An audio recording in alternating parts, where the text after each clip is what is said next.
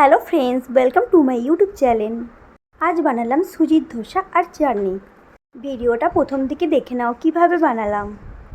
তোমরা কে কে ধোসা খেতে ভালোবাসো জানিও কিন্তু। এটা বানানোর জন্য সবথেকে প্রথমে লাগবে সুজি। আমি এখানে মিক্সিতে 2 কাপ সুজি নিলাম, পরিমাণ মতো নুন, 1 চামচ বেকিং পাউডার নিলাম, আর ছোটো চামচের 1 চামচ বেকিং সোডা, বড় চামচের 4 চামচ টক দইটা ফাটিয়ে রেখেছিলাম সেটা দিলাম, আর 1 কাপ জল দিলাম। তারপর পেস্ট করে দিলাম। পেস্ট রেডি হয়ে গেছে, আর এতে আমি আর 1 কাপ জল মিশিয়ে দিলাম। এটা কিন্তু মোটা একদম হবে না, এটা ঠিক এরকম পাতলা হবে। তারপর ননস্টিকের একটা পাত্রে হালকা করে তেল বুলিয়ে নিলাম। আমি 1 চামচ মিশ্রণটা দিয়ে চামচের সাহায্যে গোল করে নিয়েছি।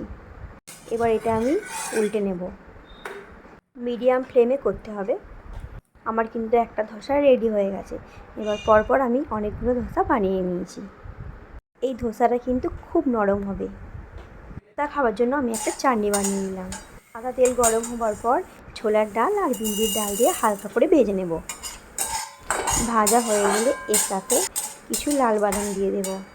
দেখো লাল লাল ভাজা হয়ে গেছে, এবার আমি তুলে নেব। তারপর রসুন কুচি দিলাম। কুচিটা হালকা ভাজা হয়ে যাওয়ার পর এখানে দিব পেঁয়াজ কুচি। তারপর পেঁয়াজটাকে একটু লাল লাল করে ভেজে নিতে হবে। একদম পুড়িয়ে ফেললে হবে না, এটা হালকা লাল করতে হবে। তার সাথে 2টো শুকনো লঙ্কা দিয়ে দিলাম। কিছুক্ষণ নেড়ে নেওয়ার পর এখানে আমি টমেটো কুচি দিয়ে দেব। তারপর আবার একটু নেড়ে নেব। তার সাথে এই চাটনিটা একদম পারফেক্ট। এরপর আমি মিক্সিতে দিয়ে নুন দিয়ে এটা পেস্ট করে নিলাম।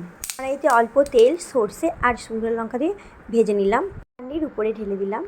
ভিডিওটি ভালো লাগলে লাইক, কমেন্ট, শেয়ার। বাই।